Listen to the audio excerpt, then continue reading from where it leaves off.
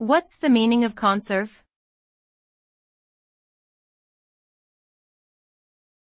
Conserve.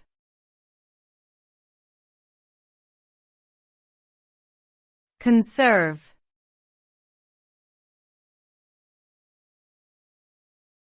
Conserve.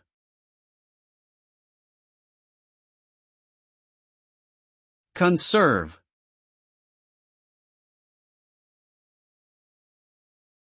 The term conserve means to protect and preserve natural resources or energy by using them carefully and avoiding waste.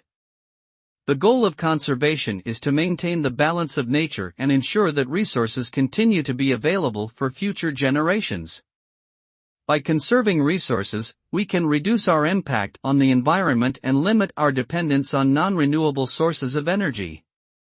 Conserving resources also promotes sustainable growth and development, which can lead to a healthier and more resilient planet for us all.